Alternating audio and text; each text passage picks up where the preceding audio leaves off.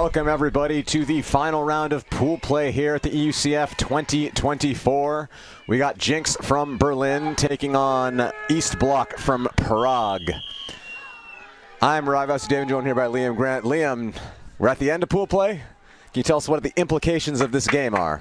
Yeah, this has turned into a really spicy group. Mostly due to that, I want to say upset. I don't know if it was an upset. Troubles beating Eastblock on Universe Point again, as they did last year. So was it an upset? I don't know. I think it upset a lot of Czech people. So now Eastblock find themselves a bit of a mountain to climb here. I think they'd have to win this game by 3 in order to top the group. If they win the game, they will progress a second seed. If they lose, they'll come third seed. That's kind of Eastblock's situation. And then whoever comes third in this pool is, I believe, playing Yaka in a pre-quarter. The score line has been updated on the score reporter, and that's what it's saying at the moment. I don't know if that's the final score, but it did look like Moon Cup beat Yaka 10-9. For Jinx, they can afford to lose by 2. They can afford to win, as I said earlier. If they win, they top the pool. If they even lose by 1 or 2 points, they top the pool. If they lose by 3, well then Eastblock will top the pool, and they'll find themselves in a pre-quarter, but the easier one. So Eastblock going to start here on offense as they do their quick motion off the start here. Oostende now with the disc. Bit of a low pass there outside of the grasp of Eastblock. Jinx now going the other way. Walshak. Pass up the line.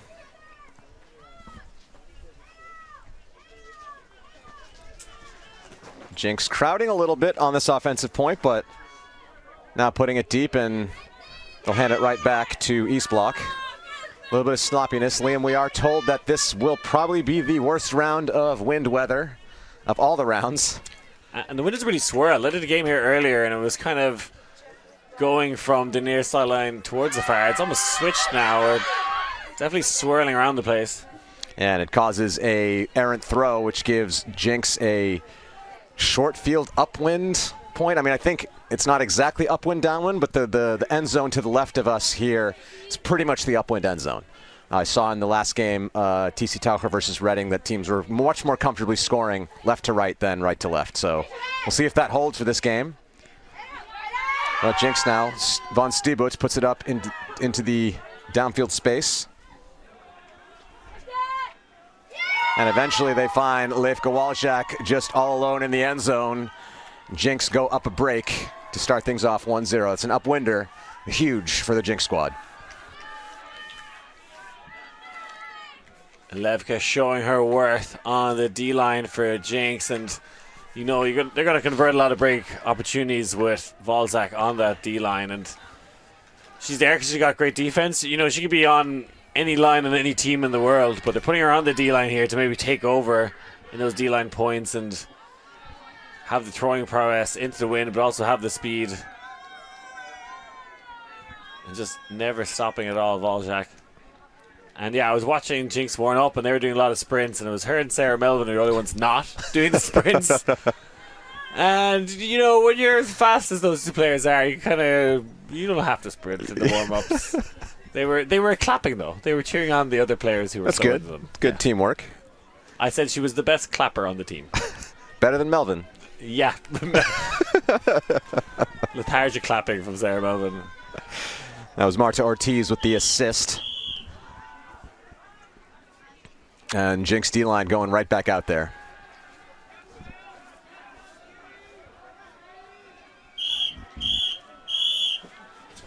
Let's see Waljak's pull downwind. Really gets it down there. Oh, that's a great pull. Back of the end zone. Eastblock now going upwind. Errant pass going high. Callahan opportunity, but Eastblock take it down. Blady pass forward, but that's just going to blade around.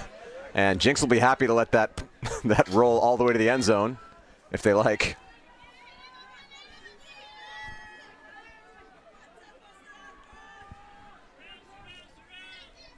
Rosa Herkins picks it up, gets to Marlene Muller.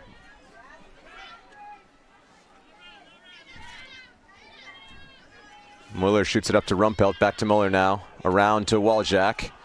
Walczak surveying the end zone, looks for an option, gets for the high release, great option downwind, it works out perfectly. Jinx go up 2-0.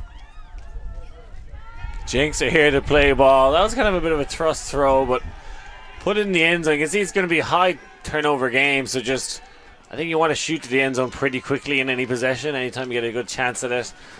And that's just a very forgiving throw, gives a receiver a chance to take it down. And, you know, Eastblock, a lot of people have them to win the tournament. There was a lot of hype around that. A lot of people. A lot of people have them to win the tournament. There's at least 2 people I know that have them to win the tournament. But a lot of people in our near vicinity have them to win it. Yeah, there was a bit of hype around them. I think a lot of people had them for semis, for sure. Would have been on a lot of people's radars, quarters, but they're going to have a mountain to climb here. And, like, I thought this was going to be a very competitive match, but at the moment they just don't seem like they've got riled up for it. That Troubles game actually started going on a 2-0 run, and they were so pumped up. I think they wanted a revenge. They had that kind of, like, geared up attitude. I'm not usually seeing it right now from Eastblock, and are they maybe saying, hey, we're going to save our legs for tomorrow, it's a big day, maybe targeting this game, or are they going to target it? I talked to Coach Valeriani before the game, and he told me that their idea was to play perfect offense, and then they could win this game. And I said, do you think in these conditions you could play perfect offense? And he kind of laughed it off. I think Eastblock is known for very small ball type of movement, and I think these conditions don't suit that. They're going to have to change things up a bit, maybe take a few more shots than they're used to. And there goes the shot, but that one sails out the sideline. Still decent field position if you're an Eastblock defender, and now you can stop Jinx going upwind.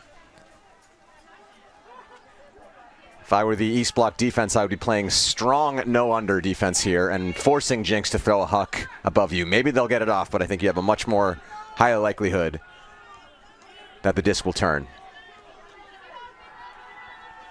So Jinx takes the disc in. Walczak looking to get open that little space. That seems like a revolution dump cut that you probably learned there.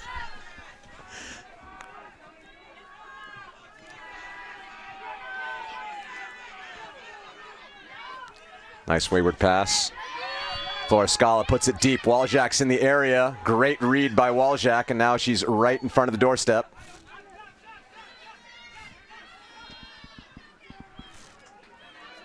That's Rumpelts. Puts it back to Walczak now.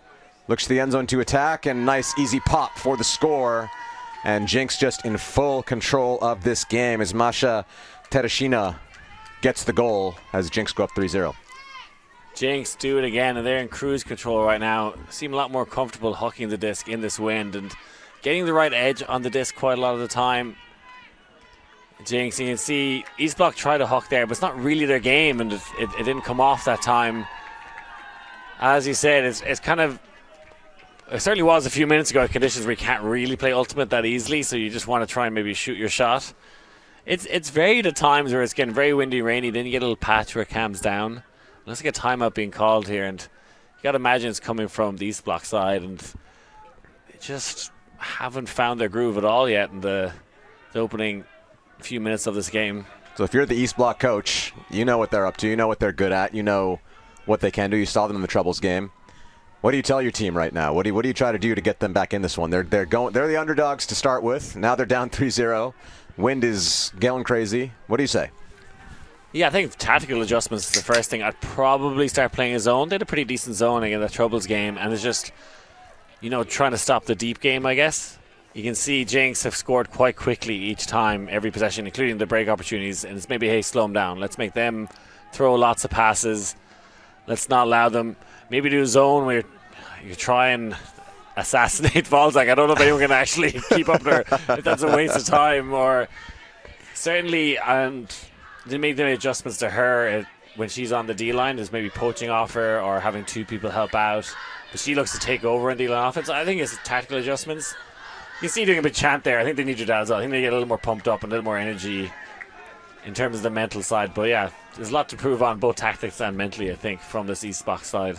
Yeah, and you see the mental body language from both teams. Of course, Jinx up 3-0, just dancing, having a good time, trying to enjoy it, trying to finish this game up so they can go back to their hotels and take a nice warm shower and have some dinner. Yeah, this is the hardest game to kind of get psyched up for in these tough conditions, because you've you've warmed up, you cool down. There's nowhere really to hide from the cold here at this venue. So everyone's had a long day in the wind and rain. Their raincoats are probably sopping wet inside and out already. It's tough conditions, so you just got to get pumped up and ready for it.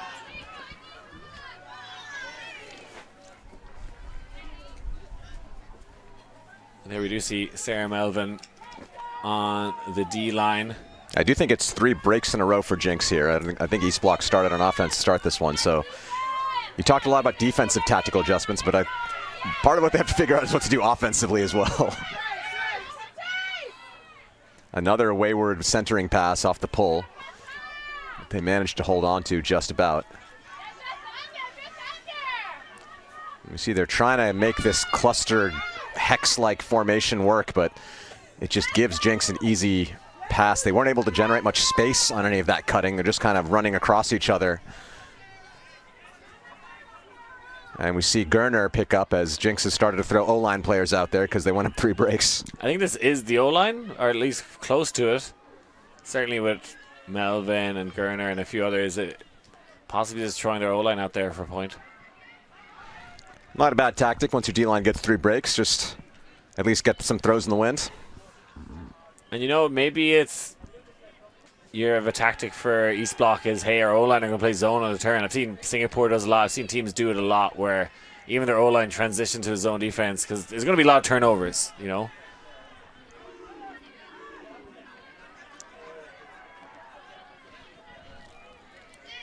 Swing pass over to Haviklova. There's Hadova with the disc. Looks for the inside pass, but then again gifting Jinx this short field. We'll see if the O-line can do a bit more with the disc this time. That's Lewandowska, the Polish player, to pick up. And look at that matchup at the front of the stack, Melvin versus Klusta. That's the match we all want to see. Nice little knee catch there from Polina Lewandowska. Puts it up a little bit too high, and Eastblock eat it up. Was that a mermaid catch, or did she just fumble? She kind of caught it, then fumbled it into her legs. I'm not sure if it's the full mermaid, but... What a great snag there by Eastblock. Now they're looking better. Finally able to get some attack going from this side. But again, snaffled up by Jinx. Gerner now with it on the sideline.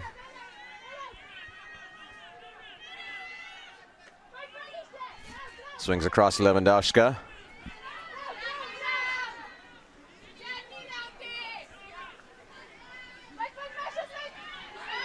And another bobble there. Greta Meliga not able to hold on to it. And now Eastblock have a short field on the upwinder.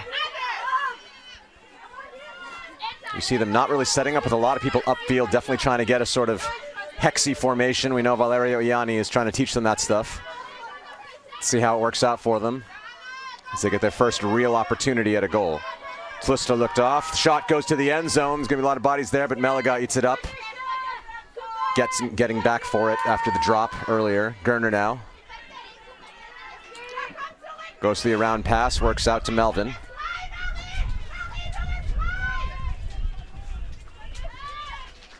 Low pass eaten up by Eastblock, and things are getting very sloppy here as the Jinx O-line maybe not playing as well good of offense as their D-line has been, Liam. I think this is going to be a high turnover game. There's a lot of wind and rain, and Eastblock looked close to scoring there a minute ago because of field position. I think that's maybe what they need to do. I think both sides, there's going to be a bit of huck and D from both teams.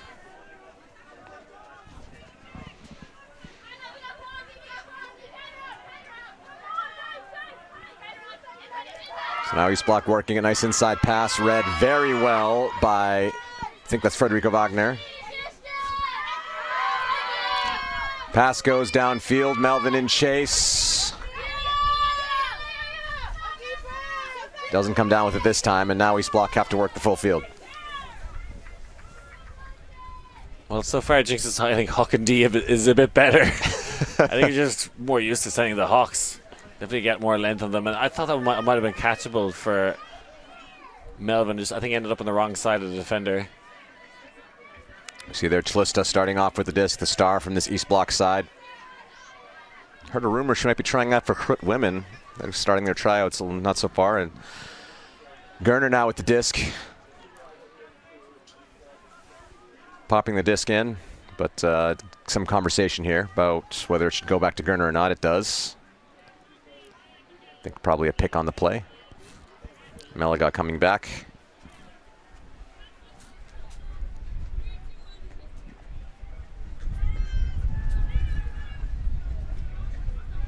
Meliga working with Lewandowska. Nice give and go from Lewandowska and Meliga. Meliga gets the dump swing around, and this Jinx O-line just not playing solid offense. Yes, they're up 3-0, but the D-line has been scoring way more efficiently than the O-line. That one not going to work out, but decent field position for Eastblock. They really need to be urgently putting on a lot of pressure here and hoping that they can get a turn. Force Jinx into a tough swing as the wind is really starting to howl now. We can feel the tent over us moving around. It's got to be really hard to throw in these conditions. I can see the influence of Ian French's coaching on this Jinx side in terms of vert stack and who's cutting where, how the front of the stack is moving back to the stack. Coming under maybe second or third, going to the break side. It's a very Ian French style offense here. There, another inside pass, and Frederica Wagner cannot find a shot to win.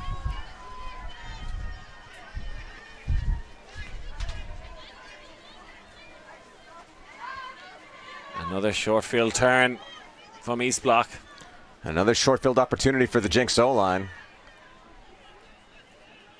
Lewandowska tries to pop it to Wagner. I don't believe she was in. I think she had one of her feet out first.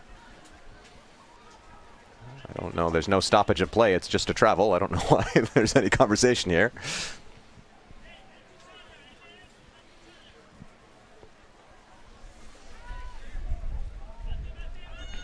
We hear the shouts of help each other. Help defense, a big part of what Valeriani's trying to do. And again, it works out for him.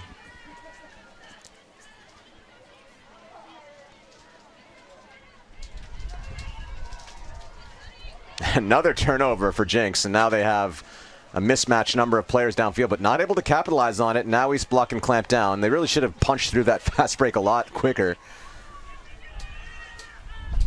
And that pass not working out for Meliga, as you can see the wind really affecting these throws now, Liam.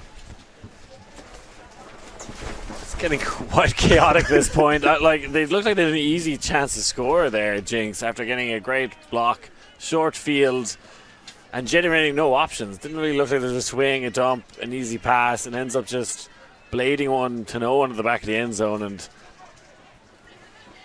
it's not really finding their gear here, Jinx. As I say, compared to the first 3 D points, they were venomous. They were really punching it in. They were capitalizing, but they'll get another chance at it again.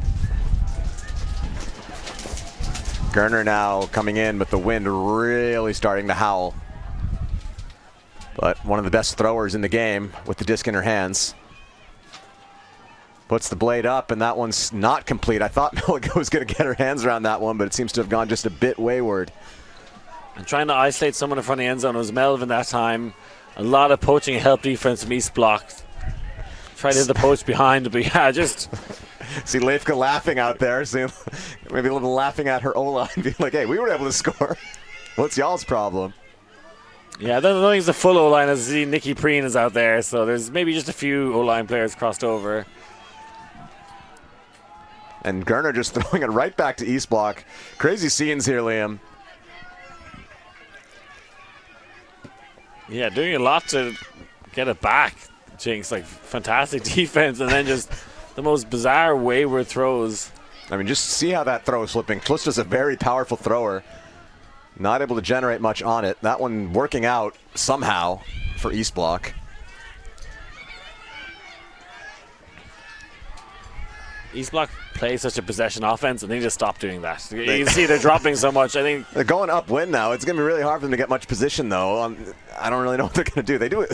Even if they give Jinx a short field, they can get it back.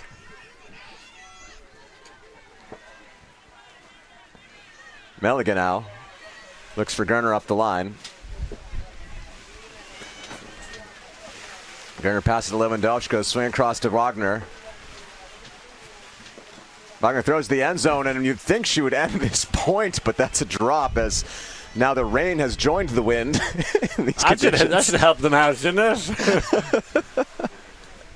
Nobody really wanted to score at this point. Eastblock have been pinned back in their own end zone. Even they've had 4 or 5 attempts to get past the brick mark and haven't been able to do so. I think got to set up a deep shot straight away. Huck and hope.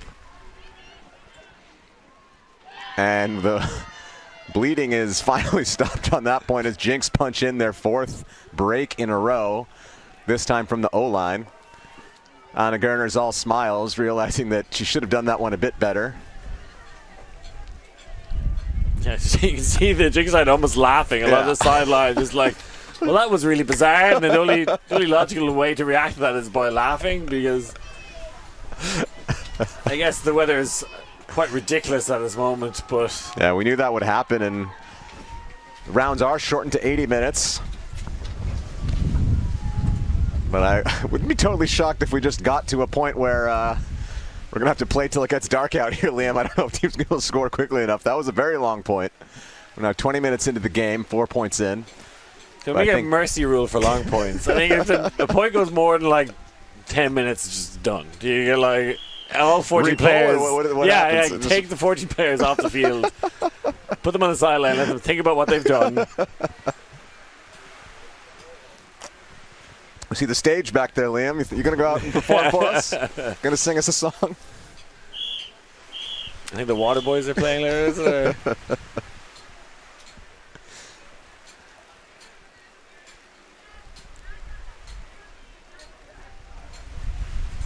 Thankfully, clear skies predicted for tomorrow and Sunday here in Oostende. As now it's getting difficult for us to even see through the camera lens. It's really coming down here, Liam. Yeah, not an envious position for Oklahoma to try and pull in that wind. I don't know if I should get my GoPro camera for us to use to film this game. Don't know what water depth our cameras can go to, but they're definitely getting covered up here.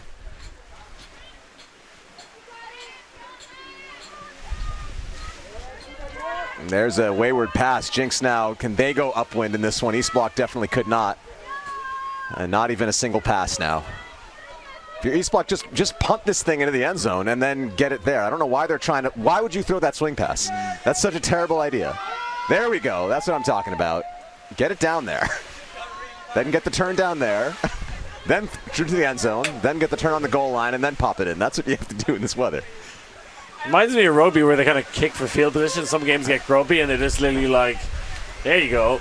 This is how this game is gonna go from this point on. Like even here, don't swing it. This is still too far away. Just bang it to the end zone at this point. There we go. I don't know where that went out, but at least I think it was slightly better field position. At this point, being able to go to cutting and all that stuff goes out the window. It's whether like having a player that can actually just lash it into the wind becomes so valuable right now. This is where you want a John Doherty team, or Rahel Toshnarova would be very valuable at this moment. Well, she plays 3SB, but hasn't been doing much value for her team, as I think they haven't won a game yet. But yeah, Eastblock here getting the score finally. But I'm pretty sure Jinx won the battle of when it was still enough to score upwind. And at this point, I don't know. Eastblock will probably score the rest of the downwinders, but I don't know what they can do to score an upwinder themselves. I wonder if the Jinx O-line's going to go back out there after that marathon point, or if they're going to throw a D-line out. I mean, I'm sure we'll see Anna Gerner and the Nikki Preens. I think there's a few offensive players that didn't play that long point. I'm sure they'll be out there. I don't think we've seen Nikki Preen yet. Or is she out there now? She might have been out on the last point. I don't think we've seen her on the disc, really, have we? I don't think I haven't called her name out yet. It's pretty blurry at this stage. Player X in trench coat out there. Tell you what, if I had a wetsuit with me right now and I was here, like playing in a wetsuit doesn't sound like a bad idea.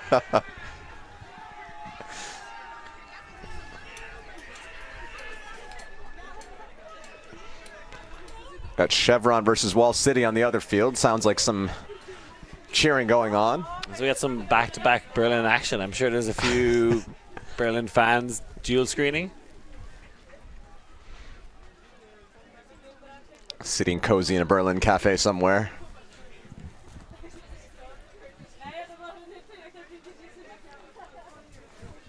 I've never been to Berlin. You've never been to Berlin? I've never been to Berlin.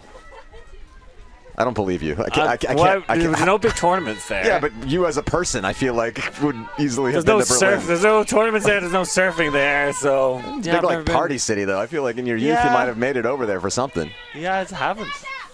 Interesting. I really want to go to the bum thing at that tournament. Yeah. That's the only one that I think that happens there. Do they still do it? I don't know. They used to do it. That was like 2010s round. I haven't heard about that tournament in a long time. You see here the zone from Eastblock coming out to prevent Gerner from throwing it anywhere. I think they should have been doing this the whole time, as I said earlier. Even though it's like, oh, well, we're starting an offense. It doesn't matter. Like, it's 2 passes before each team are turning over. It was the first time I think the Eastblock D-line has come out. And, okay, that's unexpected. Was that a clean hold? That was a clean hold. That's Frederico So much for the zone. Frederico Wagner with the score. That zone was pretty effective. Gerner had no options. They were actually letting her over throw down the sideline. I think you actually need to set up like a 4-person cup that like almost impossible. Like forcing infield and having 3 people there. And they have a 4-person cup basically there. They kind of gave her a throwing lane though down the sideline. Well, what they allowed on that last pass was throwing over it. Yeah. Still feel like the deep could be tighter on that near sideline as we see here. You can see Jinx player pointing where she wants it. And even with the zone, you're expecting Jinx to huck it pretty early, so it's you have to set up your zone with maybe like 1, even 2 deeps, or expecting something like people minding the house. You're expecting to go up at some stage. You should need to be, trying to stop the huck, trying to force swings. But nonetheless expecting the huck, even if there is a big zone in front of it.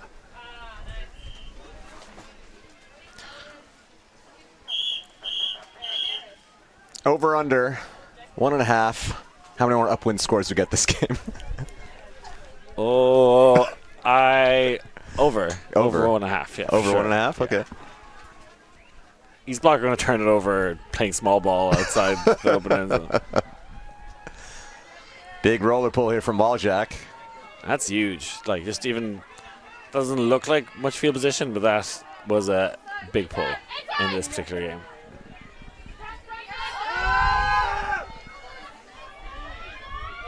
Nice play there from 2 clean holds? 2 clean holds downwind. How about this? Over under 0.5 number of Eastblock upwind points this game. I don't think Eastblock will score upwind at all.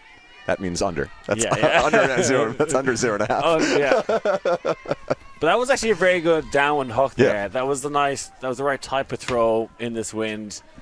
Kind of high and lofty downwind. Yeah, always got to put high release on it, the right edge on it, so it'll sail and sit. You know the disc is going to die quickly. The person I saw the best of that, Worlds was particularly windy in Australia, was actually Claire Thrope. But she almost like sits back and it kind of looks lazy a little bit down, but you just need lots of touch. You're kind of allowing the wind to carry it and make it very forgiving throw.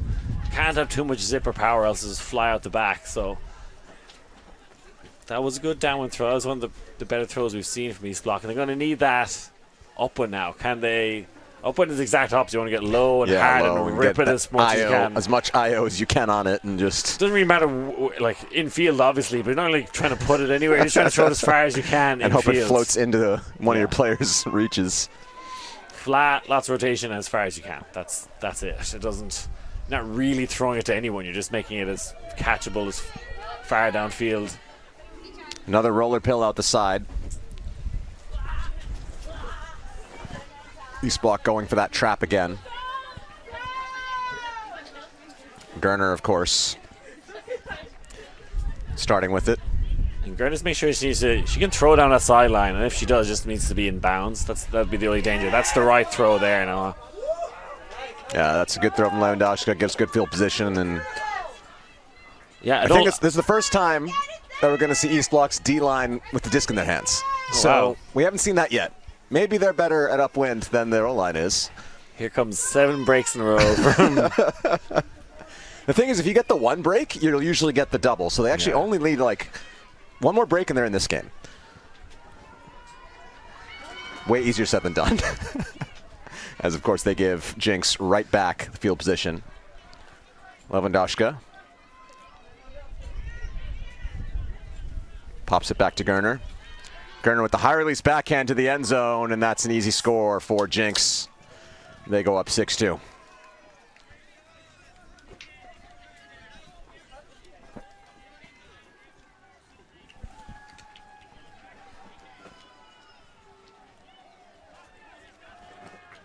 I think that was Nikki Preen. It's quite hard to tell at the moment. Yeah, I thought I saw jersey number 4. She's usually jersey number 2, so but maybe things have switched around a little bit. Apologies. We are struggling in the elements as well as the teams on the field are, but I think Jinx doing the right things here. Yeah, Eastblock coming out with this zone. And Jinx is just trying to hook through it as soon as they can. Yeah, that is Nikki Preen with the goal. On the roster, they have number 4 is Oda Omlong, but that doesn't look like Oda Omlong to me, but I haven't seen her. No, Oda's on the very right over there, yeah. So that's... It was Nikki in the white beanie. Catching goals. She did a lot trying of to confuse us by swapping jerseys. We're on to you, Jinx. I don't think Oda could have fit that ponytail in that beanie very comfortably, so we would have seen it sticking out the back if it was her. Oda's sporting those, I don't know, look like golf gloves nearly. Are you a gloves player in these types of conditions? In these, actually would. Every now and again, at like a very wet and windy CG Limerick, I've done it. Because we've played in conditions like this, but also be a lot colder. That actually just the temperature of our hands, you need to try and... That ball would have rolled all the way back to the end zone if it wasn't stopped there. Eastblock having the better roller pulls so far. At least that's one part of the game they're winning right now. Clean holds seem to have come to a stop now. Jinx, great field position on that throw. And if you're Eastblock here, seriously, just huck it. You shouldn't even throw one swing pass. No, definitely don't throw a swing. That's like, they will, but they should not. I don't mind here, like setting the stack up super deep, and you can also try and get like a 40-yard under is also okay. But you definitely don't swing or throw backwards. Yeah, this gifts Jinx with field position now. Gives him a chance. I like that.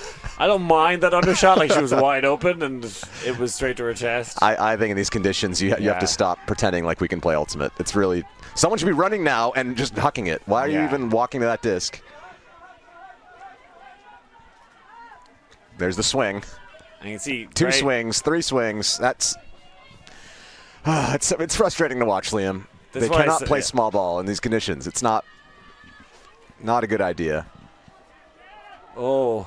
Bounced out of the hands of Omlong, and they're doing everything right here, Jinx. You see her setting up with flat forces. I can hear Ian French away saying no hucks.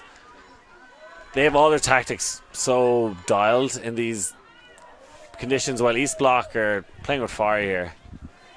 So remember the 2012 World Championships in Sakai. It reminds me when Japan Open played against Sweden in their quarterfinal, and Japan was trying to play proper ultimate in conditions that were, I think, just about as windy as this, not as rainy. And Sweden was just huck and D'ing it. And Sweden won the game, even though they were the worst team. That was a good huck and D there. Nice. Yes. That was quite a good flick huck. Oh! And Tlusta coming through with the block. A little bit of a travel on that catch, pushed backwards. Close to 1-2ing, and now you can start to play ultimate because you have such a small field to work with, and that's more like it from Eastblock. 6-3, they bring the score up, but can they get that upwinder? And we see Tlusta. Straight after the pass, she grabbed her ankle, and she did get hurt at Windmill earlier this season, but seems like she's okay there.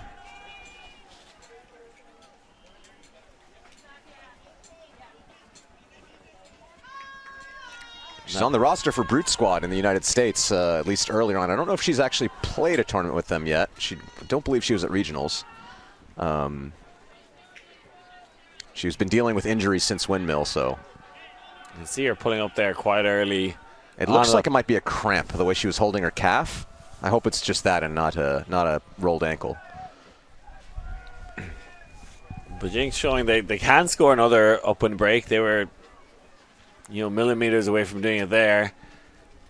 And they just hooked for a field position, took their shots to the end zone, trying to prevent Eastblock doing the same. I like the flat forces, very active, making it very difficult for Eastblock to hook downwind. But they eventually do get the field position to turn and convert.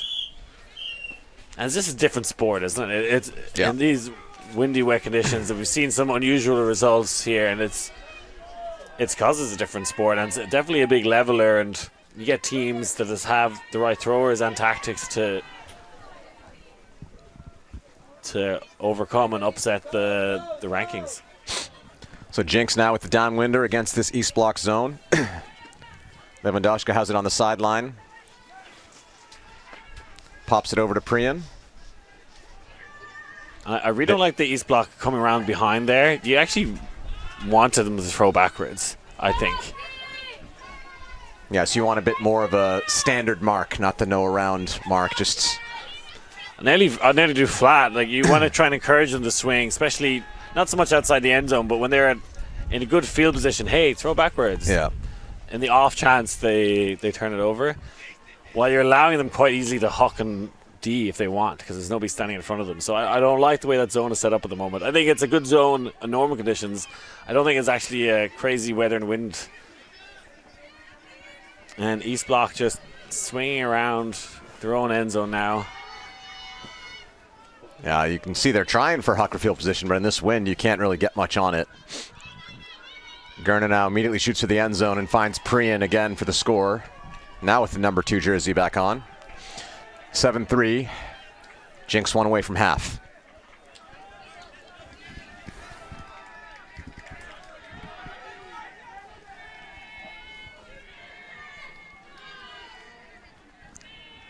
And, there was a lot of hype about the German women's team that went to the World Championships in Australia, and they were good and they did all right, but I think there's probably a lot of people that were hoping or expecting them to medal or being around that, and they came a little short. And I think actually they struggled a little. It was windy conditions in Australia.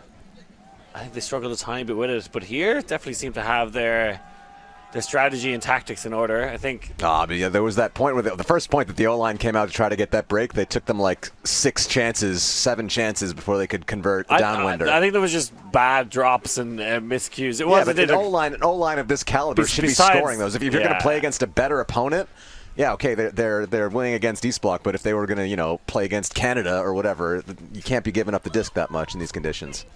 I think that was just one anomaly point. I think the rest of it, they've been quite efficient, actually, in very difficult conditions. I think they're tactically, how they're approaching the game is correct.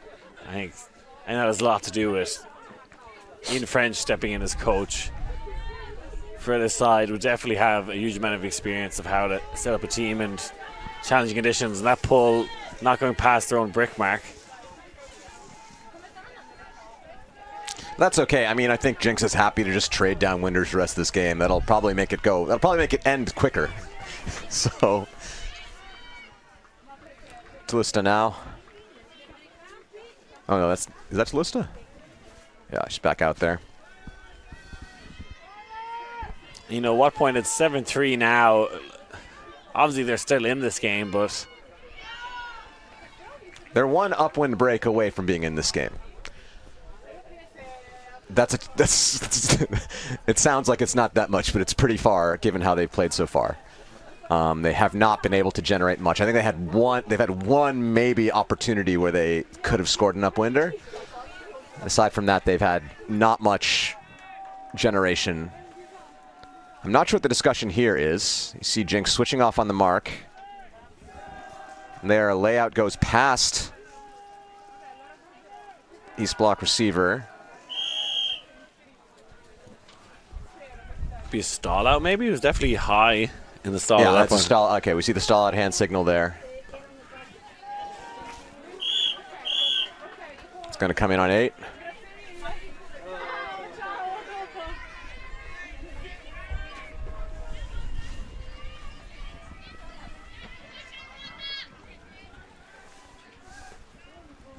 Seems like both Berlin teams in a commanding lead right now. Wall City up 7-2 on Chevron. The Wow. other stream. I was maybe expecting this result in this matchup. I thought Chevron would be a lot closer to Wall City. Yeah, I thought they would be able to handle these conditions pretty well. Being from Water Orton, UK, their official city designation. Got to bring back Joe Winder. So Eastblock here. They go for the around pass. And a second round pass, and they get the goal, 7-4. Another downwinder for the Prague girls.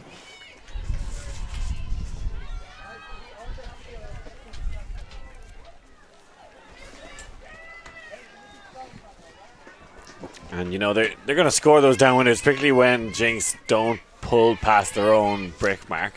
We've seen them actually pull to the opposition brick mark there a couple of times, so that was just a bad pull.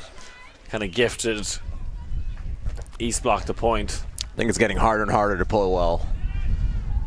Also mentally, it's hard to just stay focused in this type of game and give your all when the conditions are the way they are.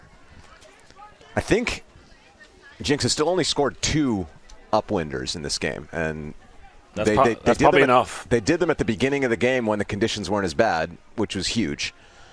And yeah, so Eastblock not that far away, but as I've said repeatedly, they haven't been able to generate much upwind. So.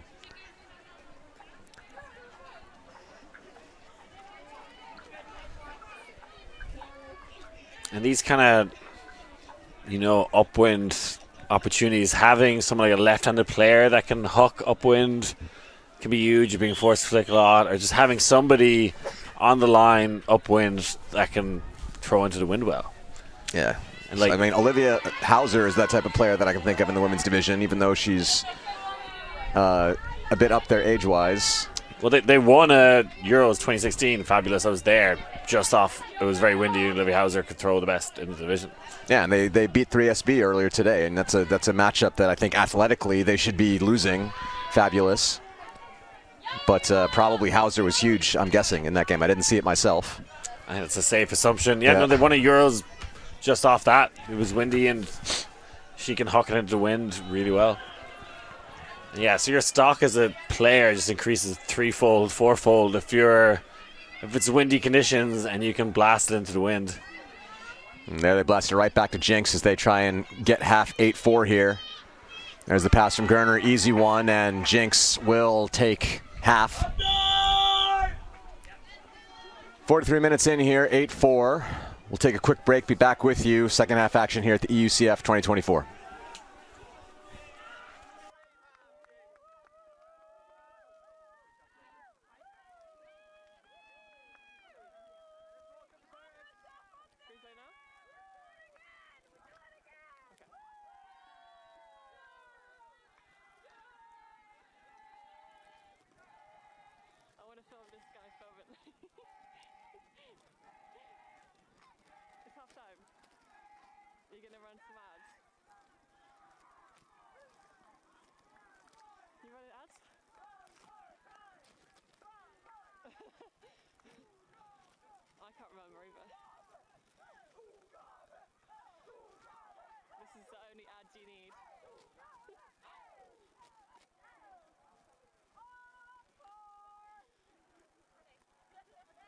Run a load of replays.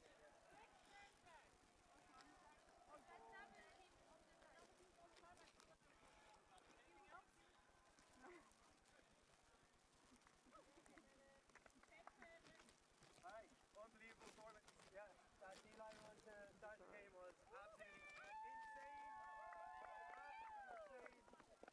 They obviously are good teams will score points. So we are not stressed about it. We haven't got a great team today. Offense line need to do a really, really clinical job making sure we're staying on top.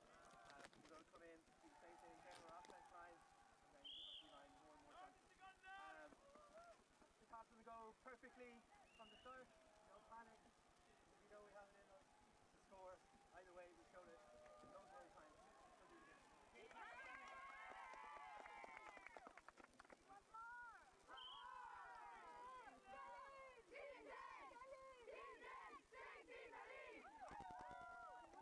Do you still need me? So we know they're just trying to roll like the sideline. Oh, great. Short term, third, but obviously, yeah, you don't just There's, I can't actually see anyone. Let me go and film.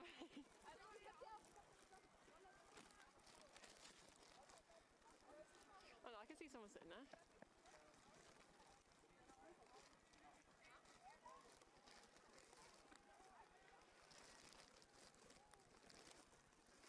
Don't we film them?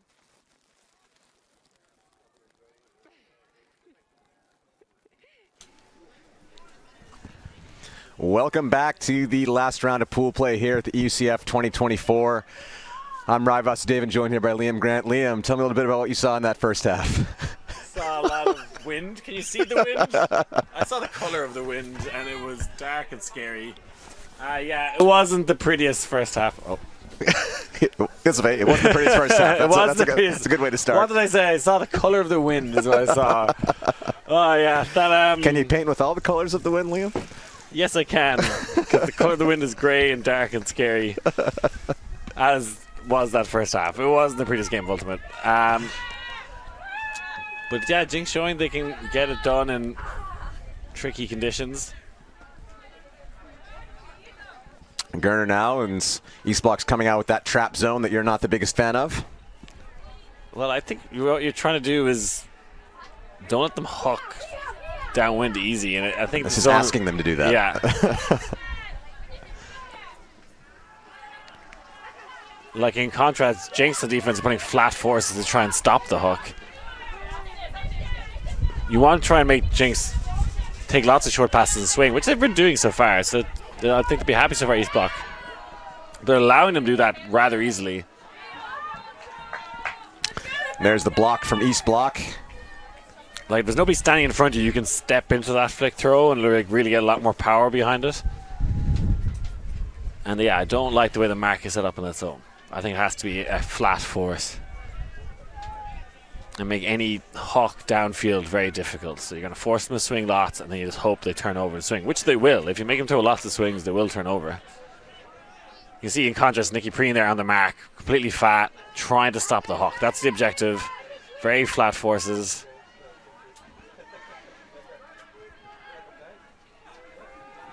You see here a flat force. Now they've gone into person defense, not going into that zone right away. It doesn't actually matter now. Outside the end zone, it's like they can throw a hook if they want 1 yard out. That's absolutely fine. But I mean, but it is forcing them to do backwards passes and swings. That's what they're trying to get them to do. So, and there the pass not working out for Gerner. Can Eastblock gain anything upwind? Not on that pass. And that's going to be a score for Jinx. They start things off with a downwind hold. Not the cleanest one, but counts all the same, 9-4. I think that's Sarah Melvin's first goal of the game. Hasn't been asked to do too much in these tricky conditions.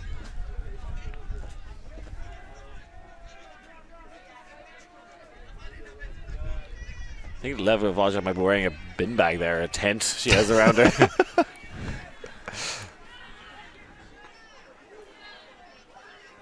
As a surfer, does the wetsuit give you enough mobility to run and play Frisbee? I think so. You can be wearing like a 3.2, like a 3 mil wetsuit, a summer wetsuit, for sure. Explain that to non-surfers. What is a 3 mil? This is the thickness of the rubber. Wetsuit? Okay. Yeah. So in like a summer wetsuit would typically be 3 millimeters to 2 millimeters in the at the edge of the limbs. It would thin out a little bit, and then a winter wetsuit would have to be 5 millimeters or 6 millimeters. And that might be a bit too much. Yeah, no, there's definitely, you feel the weight actually and the resistance. Because if you ever take off a winter wetsuit and actually held it straight out of the water, you feel like it'll weigh 5, 6, 7 kgs. You're kind of carrying that around all the time. Elsewhere in this pool, Trouble's up 13-5 on Woof. So that one going a bit faster than this one. So it does look like, I think that pretty much puts troubles to the second place of this pool. I guess unless Eastblock can get a significant win against Jinx here. Great pull from Valjak.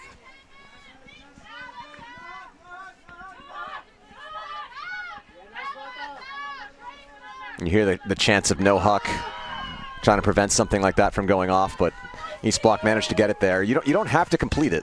That's what I think. No. I think they're spending too long trying to find an option rather than just putting it out there.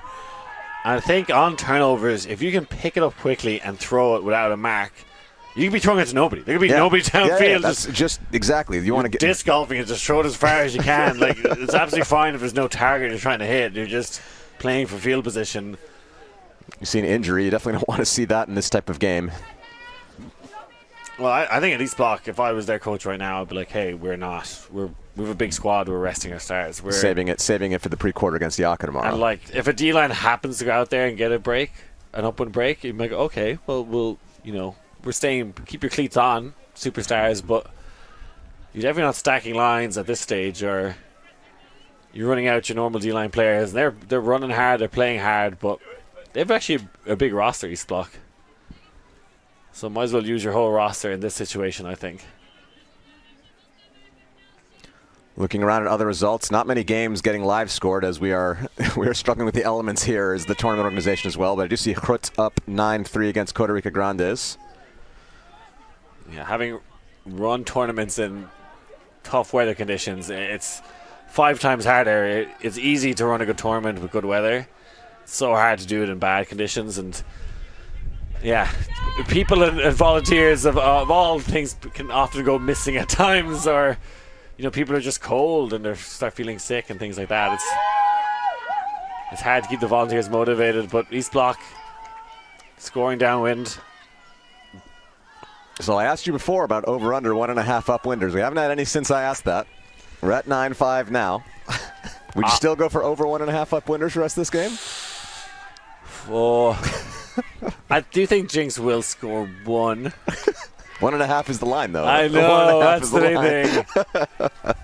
I just wonder if they're like, these downwinds are so quick. The thing is, if they score 1, that means they're going to probably get 2 more downwind points. That already puts them at 12. Yeah, we're not getting 2. We're not getting 2. We're getting 1, so I guess I'm going under now. Going to under 1.5.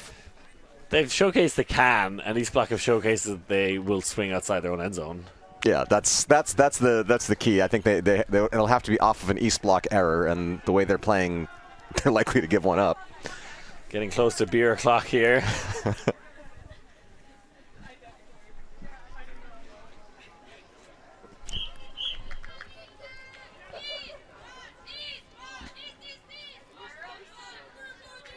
And looking across the tournament, Ravi, is what's been the biggest? Well, I think I know what the biggest upset's been, but what's maybe the biggest team to be eliminated so far?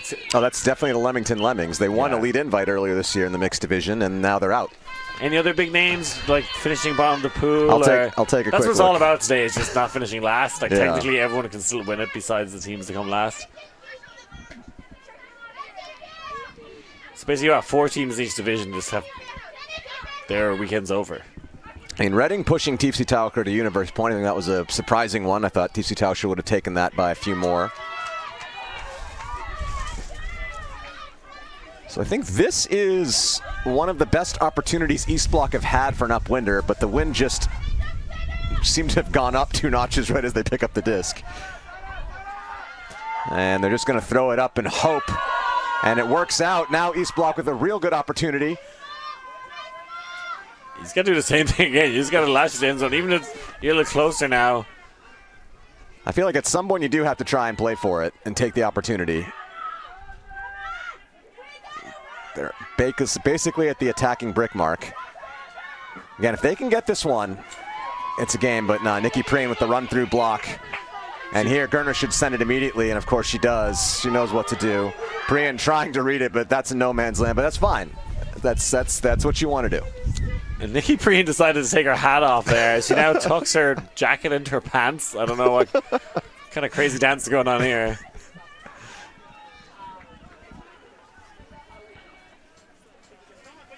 Yeah, after getting the run-through block, she took off her beanie and just headed to the end zone.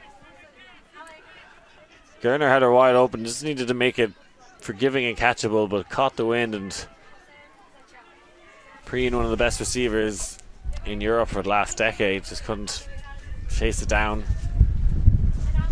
That was an opportunity for Eastblock there. Like, I just felt like they just needed to keep throwing it downfield. They caught like one or two open ones and just keep that going. Continuously throwing forward and as far as you can. Doesn't particularly have to beat anyone. That one's not going to work out as the block goes into Lewandowski's hands and the pop in for Priyan. Sorry, it's hard to recognize her now without the hats. She gets the score in the end. 10-5 as Eastblock squander their best opportunity and upwind break they've had all game. At least for the last few points. They got as far as the opposition brick mark. We got to throw to the end zone. Like, if you can legitimately throw. Easier said than done. I don't think a lot of them they swang with a blind there once or twice. They were playing around with it and eventually turned over, which was, they should have shot to the end zone as soon as they could.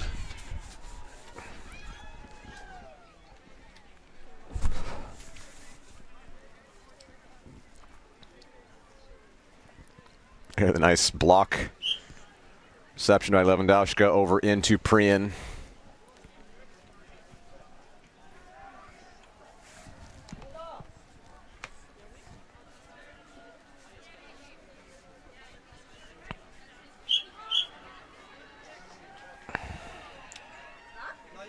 Trying to think, Ravi, were you on a Eurozone podcast, were you, in preparation to this? Did you do picks for the women's division? In or out podcast. I'm not Eurozone anymore, Liam. Yes, I did picks for the women's division. You work for the man now. Just a different man. Just not Charlie anymore. What's your question about my pick?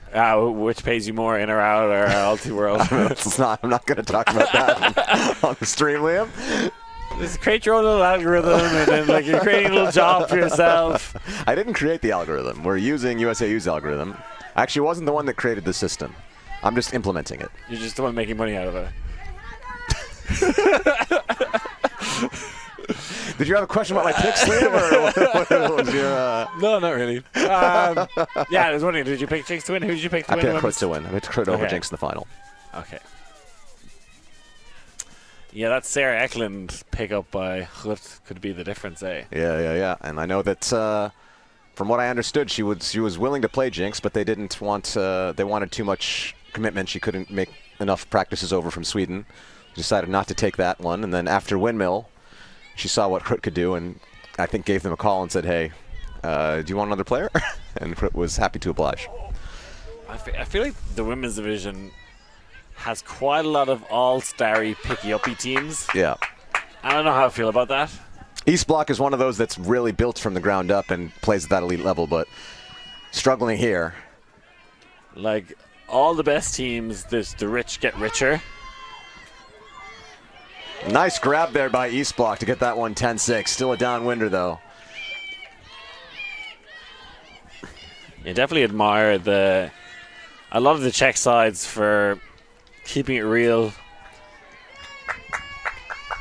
And you look at teams like over the past that have won EUCF with homegrown talent, and there's a lot to be said for it. There's a few teams where I'd put Laney an asterisk beside their name. So which teams do you think have really won with homegrown talent? I hate to say it, Ranelagh. Ranelagh did it. Yeah. A lot of XVI guys they had, though. That's another. At least Jack Mack. Yeah. But he actually went and played with them. Yeah. I'm joking, of course. Yeah.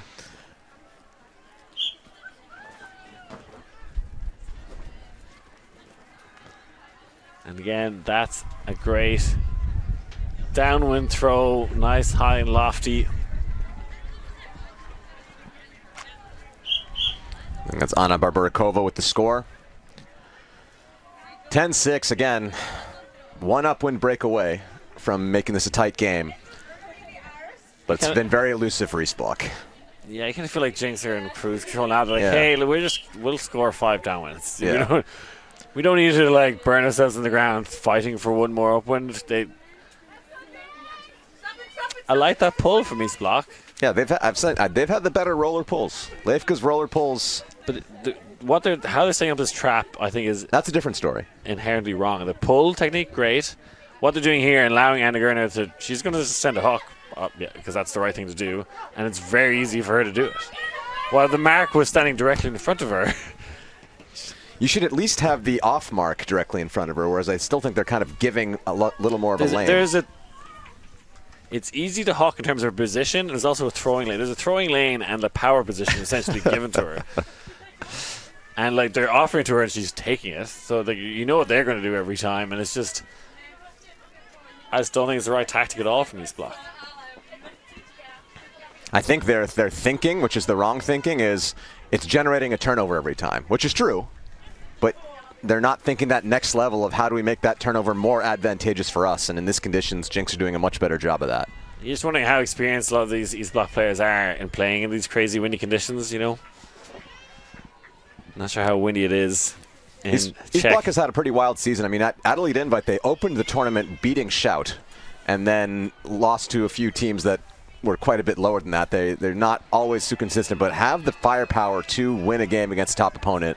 Right now, just kind of being overpowered by Jinx because of the wind, especially. But no, I'm interested to see how they do. I'm still interested to see how they do later on in this tournament. I think if they get Yaka in that pre-quarter, that'll be a really good game, and I think that one that they could definitely win.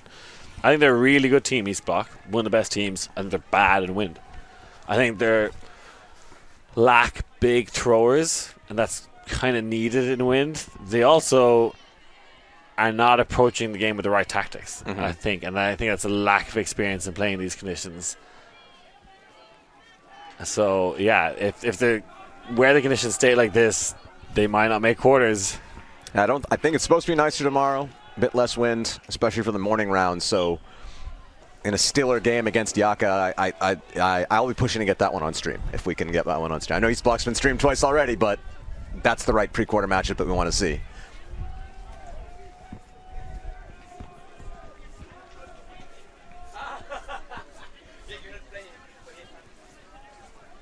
Waljack now.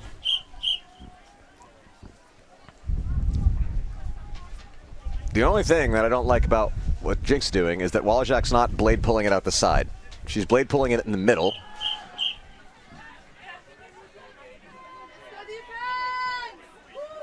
There we go. Directly out the side. That's not exactly what I meant. She kind of overcooked it the other direction this time. She was listening to Ravi. That's not down the middle. That is not down the middle. That's absolutely correct. Look at her put her hands on her head for that one.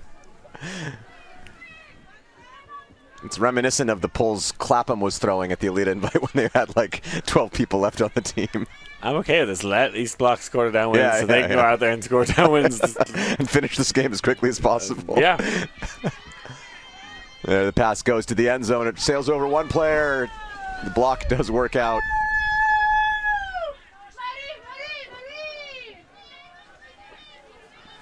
I think that was Marlena Muller with the block.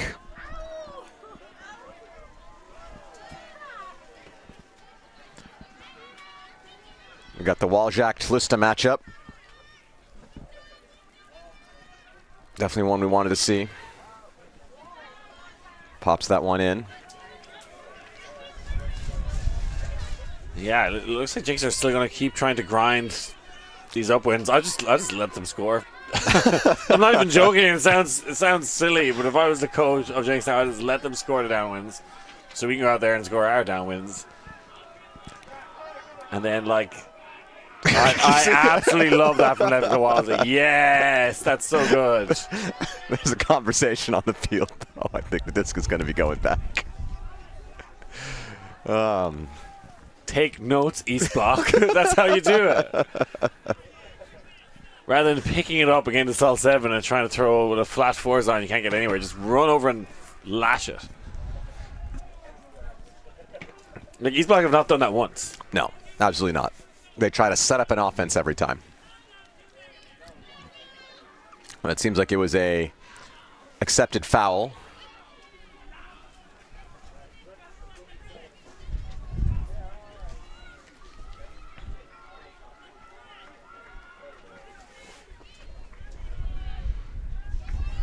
Eastblock now working with it, attacking into the end zone. Pass goes in and Tlista collects a goal. Emphatically, that's an emphatic throw spike.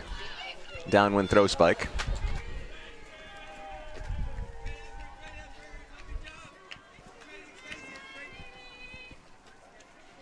It's 11-7 the score now. Still Eastblock not really able to generate upwind opportunities for themselves. Just got a text message from Ref Yonkers, and he said, "Wrong, Liam. Sorry." That's all he said. Wonder what Liam is talking about. Liam Christofouli? Is he the other Liam? Is Ref Yonkers playing at this tournament? He's not. I spoke to him earlier. He was aiming to be ready for this. He was like 80 to 90%.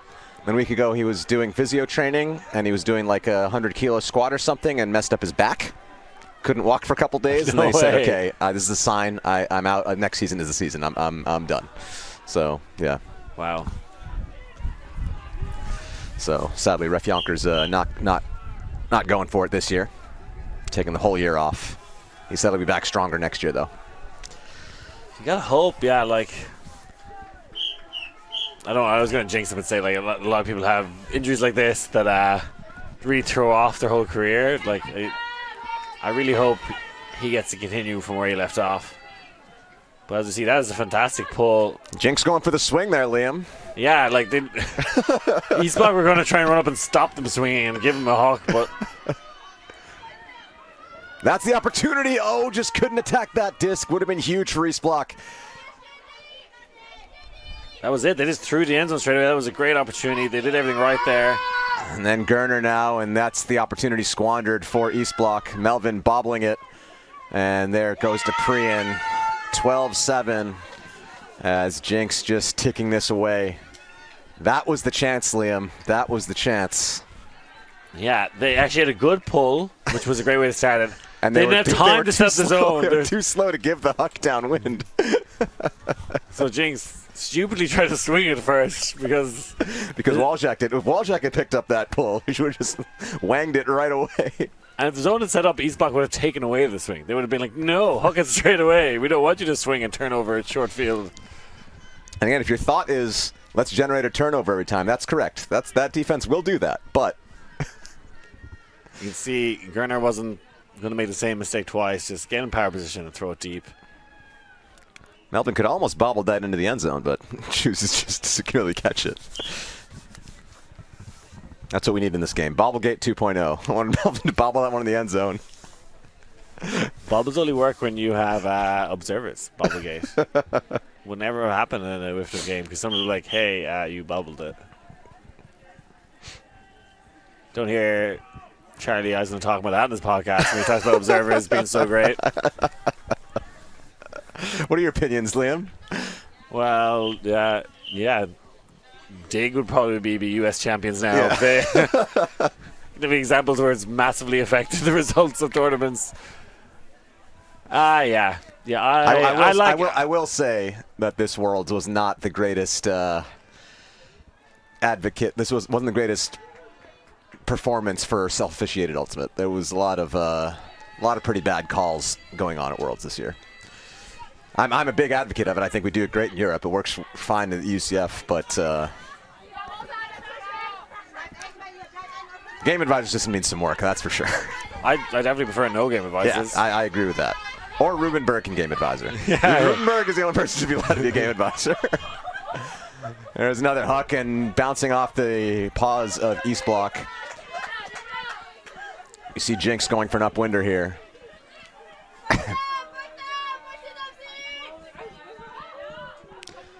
There, a run-through block from Tlusta. Looked like there's been some conversation about it, but I don't think you should waste any breath on conversations here at this point if you're Jinx. Though Eastblock is getting closer to upwinders. And they're just losing the disc, and I think if she wasn't as scared of it there, she would have been able to catch it on the second bounce, but...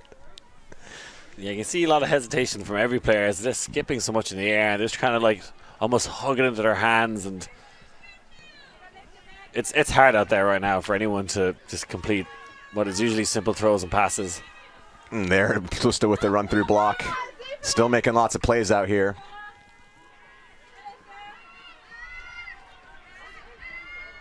High pass goes to the end zone, blocked.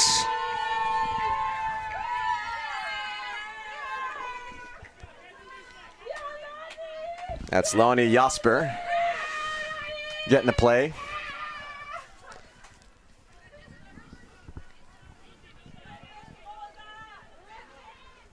He calls for rip it, Rosa, rip it.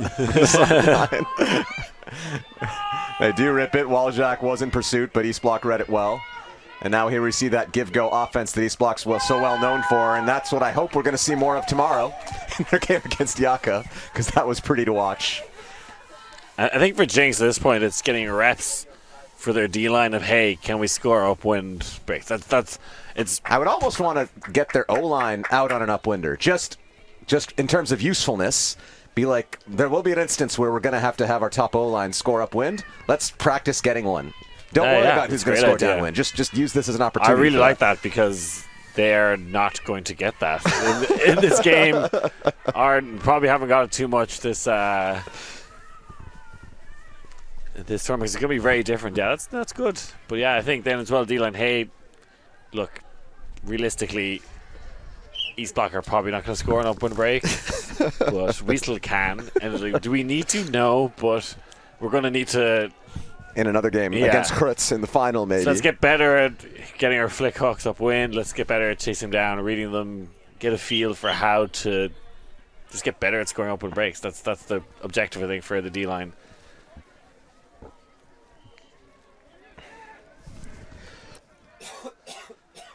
Otherwise, you may be thinking as well, like, Levka doesn't need to rest. I'd say you could rest Levka off the D-line, but she could play a whole tournament with 2 different teams and she'd still be fine in the final.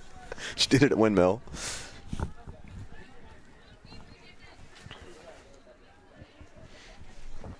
I think it's worse for her if she rests. Then she's doing something she's not used to doing, and they'll getting cold, maybe throw her off. She'll tense up and pull something or something. She's not used to it. Decent enough pull. Again, we see this zone that gives the huck. Yeah. Lewandowska. Yeah, I guess it's like a 3-person cup. It's almost a little side wall trap, but Berlin very good at breaking down walls. Yeah. Disassembling them block by block here. Yeah. Get them all out now, William. All right, come on, Eastblock. Let's do something with this upwinder. They have power position now. And just miscommunication on that throw. Gerner's going to take it back. There's someone going deep. She's going to put it immediately. I just watched the part 2 of the documentary, The Jinx. Have you seen it? I have not. I haven't seen either of them. I've heard that part 2 is pretty good, though. Well, part 1 and part 2 are crazy about Robert. There's ironically, just interestingly called The Jinx, which is the name of this team, but he mentions about throwing frisbee in it. Okay. As one of his alibis, and then the year he does it, the frisbee hadn't been invented yet, and it was used in the court case. There, a shot for Sarah Melvin in the back of the end zone, as they now have 13-7. Still 7 minutes left on the clock, but I think we'll probably get to 15 here. I've definitely seen a famous image of when the Berlin Wall comes down, someone throwing a frisbee through a hole in it. Have you ever seen that picture? Yeah. I feel like that should be like on their jerseys or t-shirts or something. If they did like more of a Wall City thing, I think. That Wall City would put their... Yeah. Well, like they're Berlin. They're still... Wall City's got wall in the name. Yeah. But they need some wall action. Or like, what is there a relevance to Jinx in the city? I don't know. I'm not sure exactly what the name Jinx Midnight comes from. I know that they have a scorpion as their logo, but I don't really understand it. I'll have to ask somebody about that. We'll ask. Here, you're we'll ask Sarah Melvin, another Berlin player there. She must know loads about the city. So you're talking earlier about Eastblock throwing out the cup. What happened to the cup? Why do people not use cup as a zone anymore? It's not good. It's I think it's not a good zone defense. Yeah? I think a trap cup's not bad in certain conditions. Yeah. Everyone goes like 2-3-2 and wall now. Those are like the main things that people try to enact these days. And I don't know that the 2-3-2 is that much better than a cup.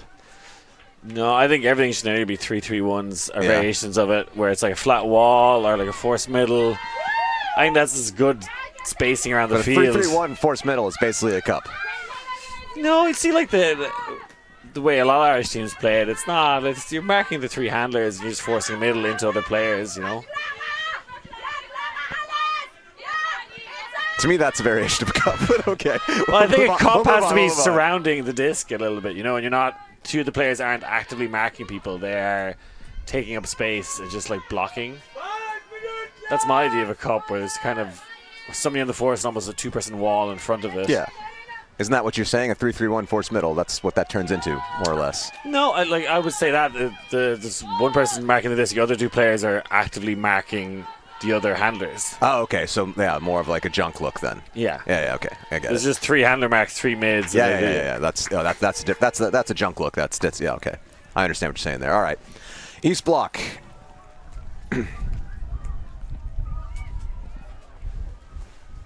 Eastblock. There they are now. Yes, there they are. So I'm just confused if there's a timeout or what's going on. I think there is a timeout being called. Eastblock realizing they have to get something going on this upwinder.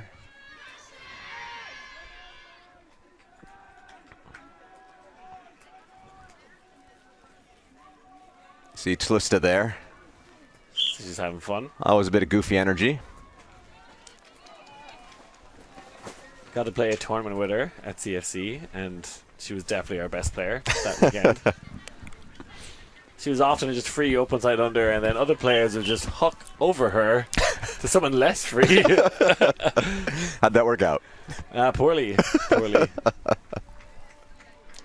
yeah, I asked her, did she have a nickname or stuff, and in college she said Fatty. So I was calling her Fatty a lot of the time, because it's hard to say her last name. Ooh, there the pull not making it out the sideline. This maybe will encourage a swing from Jinx. It does. 2 swings even. There you go. Now we have half fields for Eastblock. Still haven't had that upwinder that you talked about. That one, Melvin able to scoop up. This is a bit better, more of a frontal mark, forcing some swings. Sadly, they break past it, and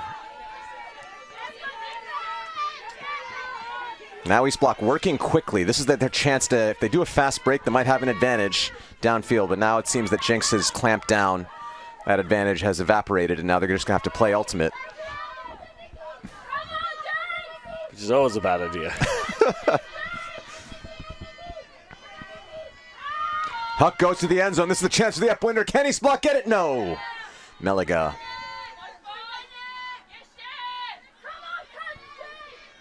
I think every time you throw to the upwind end zone is a win. You should Yeah. take it as a good solid attempt. Lewandowski here trying to play, not just throwing it deep, right? I think the conditions have gone a little stiller.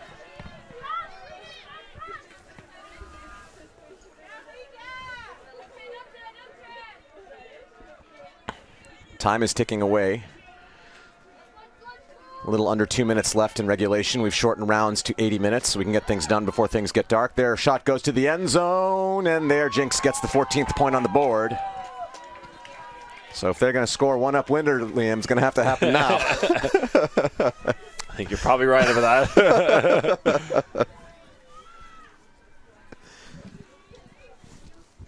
Could hypothetically, though, Eastblock score and the wind change. The wind could change. I guess.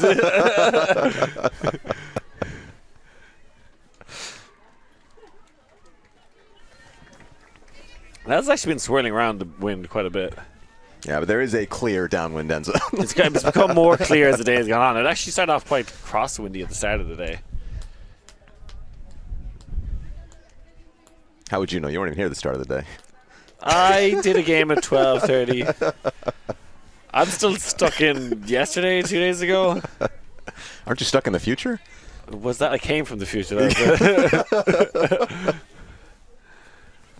yeah, but Thursday lasted about 40 hours for me. That's not even a joke. I think it was.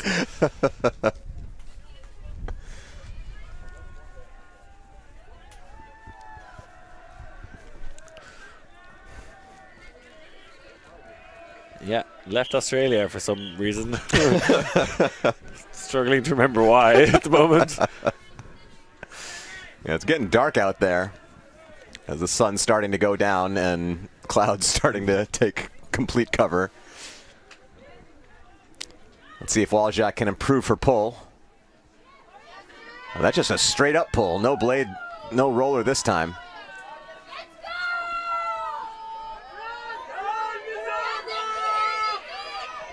Here the time is over. It doesn't really matter though. We're playing a 15 regardless. There's the shot. Deep. Twista's underneath it. She cannot hold on. And let's see if Jinx can finish it on an upwinder. That was some speed there. I love that pull as well from Waljak. I think she probably should have been doing that more. Is this, hey, you've actually got a big arm. Just throw it flat as far as you can. I think the conditions now are very different from how they were earlier. Yeah. Earlier, I don't know that would have gone that far. And that's a wayward pass. Eastblock having a chance to score their last downwind opportunity. Well, I say last, of course, if they can get an upwinder. They'll maybe have a few more. That one not working out, though, and Jinx has another chance to go upwinder. Here they do have Gerner in. They've got Priyan in. I think this is a power line, testing out, can we close a game out on an upwinder? Yeah, I think you're right there. I don't know why else other than, like, I'd say they'd be very confident in scoring a downwinder to win the game. So No, it's this is just definitely practice. Yeah, this is practice. Let's pretend this is universe. We've ended up in some situation. Yeah. Can we actually do it? Up the line to Gerner. Gerner has Priyan streaking deep, but I don't think even Gerner can hit that option at this moment. Priyan does well to get the under, over to Waljak.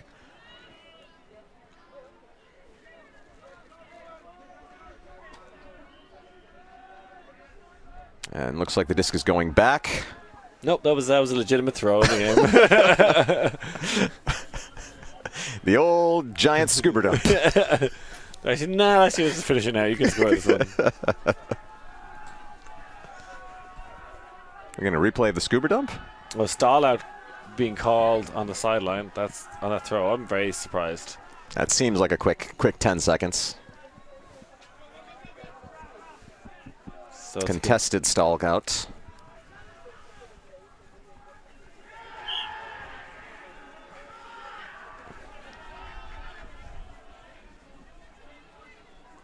I've seen in games where like productions have counted it or even had like a timer up on the screen. Yeah. I think that's fair for players. Or what would be a respectable number? Like if it said, "Oh, that was just 8 seconds," it's like, okay, that's probably right. It's probably what most stall counts are. Yeah, I mean, a real stall now that there's no second between stalling and one is closer to 9 seconds than 10 anyways, even if you're doing it properly.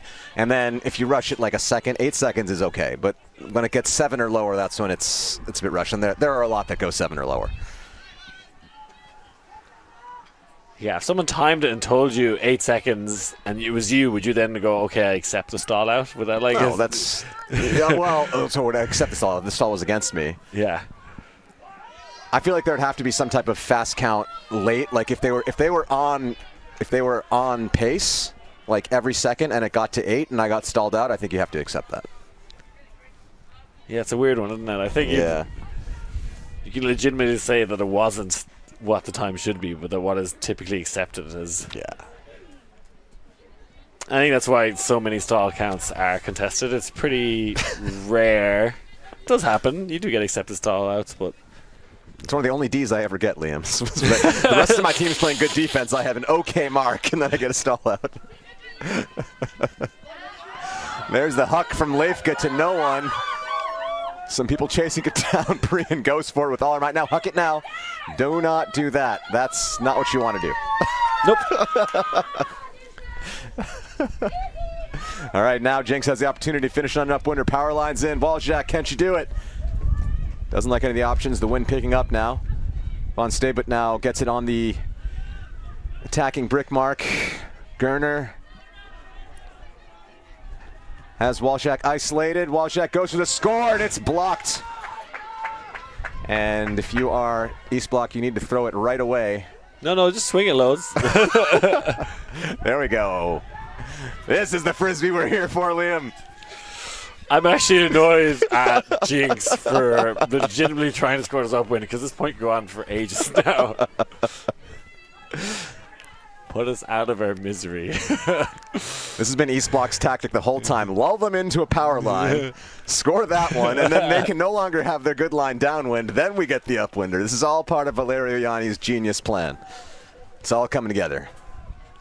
It's a very long plan. Very slow and long and painful plan.